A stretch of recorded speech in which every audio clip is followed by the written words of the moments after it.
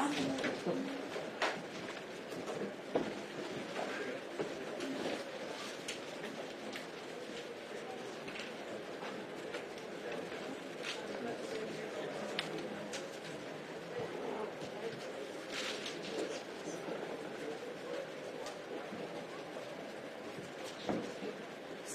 afternoon, everybody, and welcome to the EU Catalyst Partnership event with European Commission President Ursula von der Leyen, the President of the European Investment Bank, Werner, and Mr. Bill Clinton, the founder of... I'm sorry. Mr. Bill Gates, the founder of Breakthrough Energy. That's the night without sleep at the COP. So we will start with short introductory remarks, after which we will open the floor for a couple of questions. And I will start by giving the floor to President von der Leyen. Yes, thank you very much, and good afternoon to all of you. Indeed, today we're launching a pioneering partnership to boost investment in critical climate technologies in Europe. The European Commission is joining forces with Breakthrough Energy Catalyst and with the European Investment Bank. We will scale up critical green technologies and create markets for them.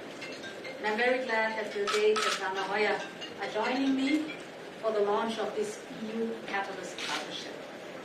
Bill Gates, I remember very well when we launched our partnership in June. We have worked since then to have this partnership up and running, ready to go for COP26. Here we are. The idea for our cooperation is very simple. Breakthrough innovations will help us cut emissions.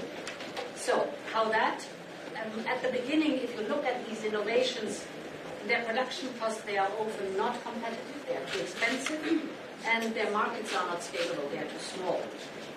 So they may be high risk for companies at the beginning, but we know that they are also high gain for the economy when deployed. So we are investing to scale up the market for these new technologies. First, we are mobilizing together $1 billion from various sources, public, private, philanthropic. Second, we will invest in projects that are based in the European Union.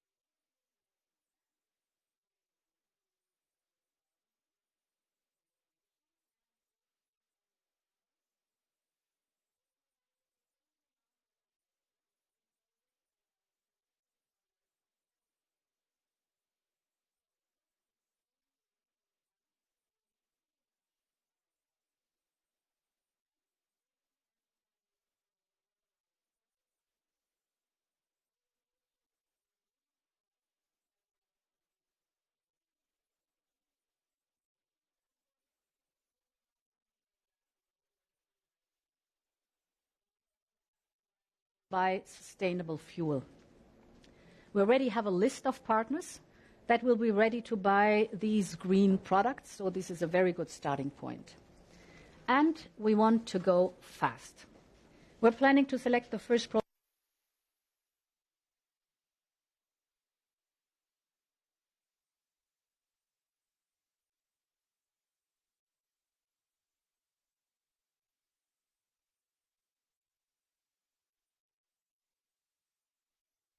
Law, the European Union has bound itself to reduce emissions by at least 55% till 2030. And of course, these clear directions and guidelines cast in law will drive innovation, which in return is necessary to achieve the climate goals we have set ourselves.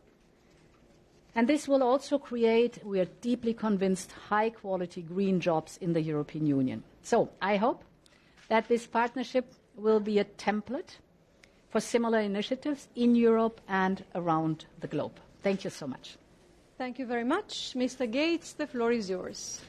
Well, good afternoon, everyone. And thank you, President von der Leyen and President Hoyer, for making time during your busy COP26 schedules to kick off this exciting partnership. Everyone here knows the dilemma we face. We emit 51 billion tons of greenhouse gases, and to avoid a climate disaster, we have to get that number to zero by 2050. Getting rid of all the sources of emissions will probably be the most difficult challenge humanity has ever faced. Getting there will require not only new technologies, but new policies and new markets. It will also require significant investment and partnership between the private and public sector. If we're going to meet our ambitious goals, the cost of the transition must be low enough that the whole world can participate without stalling the economic developments needed to improve the lives of billions of people. We need to work together to reduce the cost difference between the dirty products of today and the green products of tomorrow, a difference we call the green premium. That is why we created Breakthrough Energy, a network of investment vehicles, philanthropic initiatives, and policy programs designed to accelerate this transition. From the start, Breakthrough Energy has sought to work with partners who are also committed to transformative action. Europe was the obvious choice. Europe is home to the kind of science, engineering, and technology expertise we need. Europe has demonstrated a consistent commitment to climate from the very beginning. And the recent Fit for 55 climate and energy package is a great example of how the region is helping to shape markets and move the world to clean technology. Today marks the start of an exciting collaboration between the European Commission, European Investment Bank, and Breakthrough Energy's Catalyst program. Catalyst brings public and private sector partners together to move the most promising climate technologies from proof of concept to scale as fast as possible. Alongside the EC and the EIB, Catalyst has a number of exciting private sector partners based in Europe supporting this effort, including ArcelorMittal and the IKEA Foundation. Catalyst will be leading projects all over the world. In Europe, our partnership will mobilize over $1 billion over the next 5 years to build these demonstration projects. Through this partnership, we'll leverage the very best of the private and public sectors. Together, we will build a green industrial revolution, one that stops climate change and puts the world on a continued path to progress. Thank you.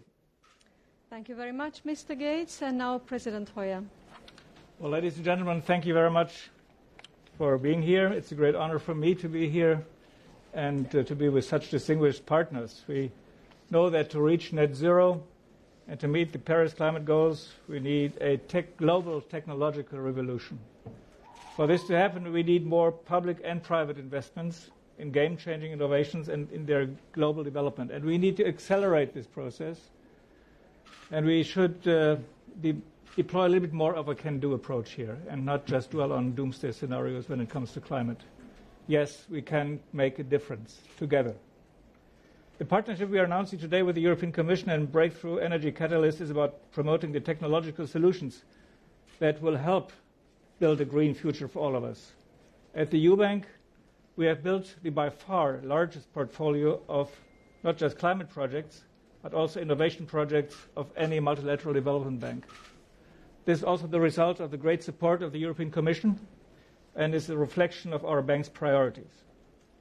We support investments that are economically promising, but we do not receive commercial finance due to perceived risks. 20 years ago, we were pioneers in providing financial and technical offshore support to offshore wind. When everybody thought this is too expensive, like solar, that at that time was considered to be too expensive as well. And look at the energy prices today. What would the energy prices in Europe be today if we would not have solar and wind? We are increasing our efforts in this path. For instance, we financed the first European floating wind farm, innovative battery production lines, and green hydrogen transport infrastructure. The world will not reach net zero by mid-century through a single silver bullet, but through the emergence of a number of innovative solutions that together will make a difference. The EU Catalyst Partnership will help accelerate the adoption of new technologies and solutions, scaling them up, that is very important, opening the path to their mainstreaming and ultimately making them more affordable so they can be deployed around the world. As the EU Climate Bank, we are fully committed to climate action through innovative solutions. We aim to mobilize €1 trillion of green investment by the end of the decade, partnering globally, supporting the adaptation of the most vulnerable, and enabling technologies to grow at scale quickly. We are delighted to engage with our partners in the European Commission and, of course, Breakthrough Energy Catalyst on this journey. And we welcome the continuation of our long-standing cooperation, Bill, and in different spheres where you are active. And we look forward to welcoming more partners and investors along the way. Let me thank Bill Gates, Ursula von der Leyen, and their teams for their leadership and for partnering with the EU Bank in this great initiative. Thank you very much. Thank you very much. I will now invite the three partners to come over here and to sign the partnership for you. So, President. Please. All right, merci. Each of you has a different marker.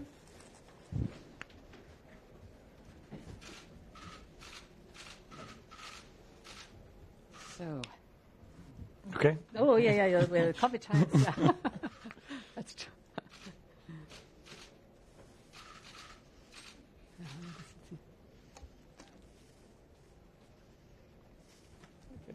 That's good. So now we're going to show you. Show it to the press. Voila. Indeed.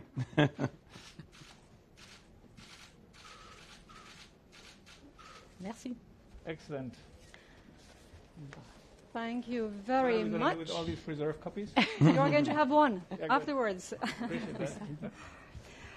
Very good. Now we're going to take a couple of questions, so please raise your hands if you have a question. Larissa, please go ahead. I think you will simply need to speak up. We won't... Oh, yes, we have a microphone. Yes.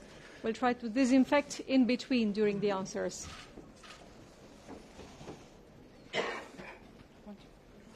Hello, I'm Larissa from DPA, German Press Agency. Thanks for taking my question. So you're announcing vast amounts of money into technologies that partly still have to be developed.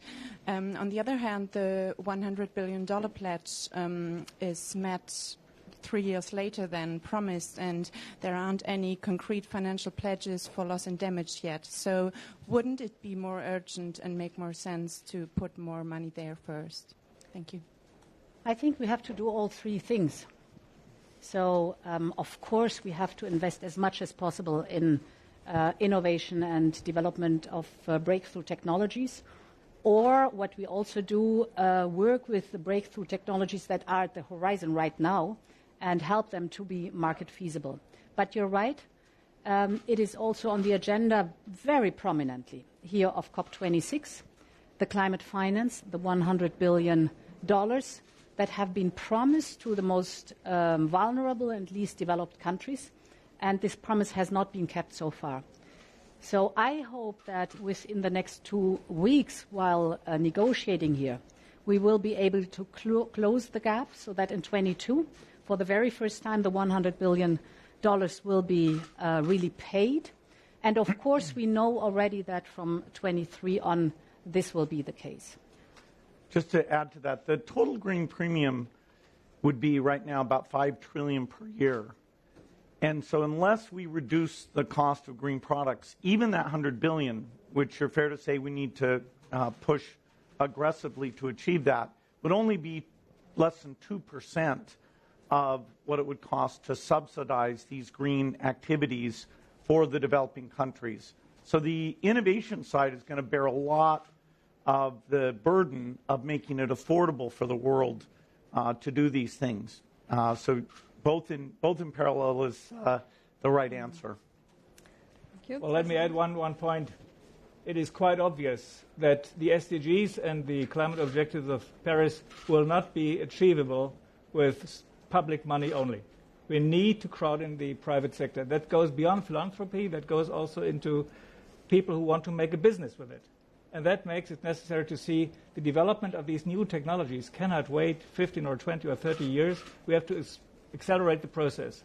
And this is something where I don't blame the private banks, for instance, that they do not finance that, because that indeed is too risky for them.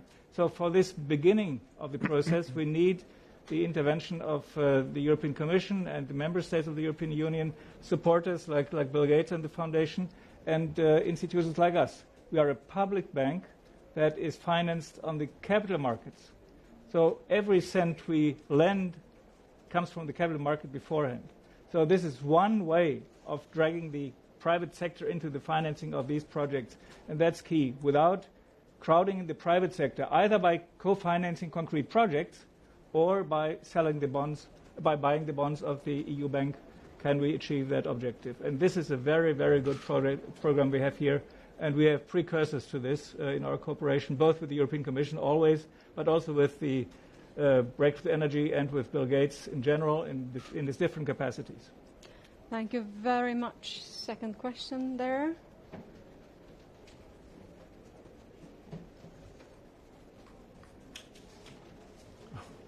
Thank you very much.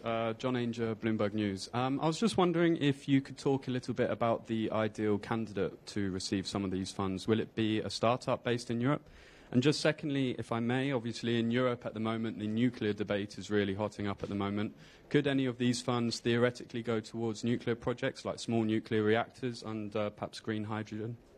Yeah, this particular project is not focused on nuclear. It's got the 4 areas: direct air capture, long-duration storage, sustainable aviation fuel, and the green hydrogen. So it's not in any of the nuclear technologies. And we have a very clear process of selecting the promising projects.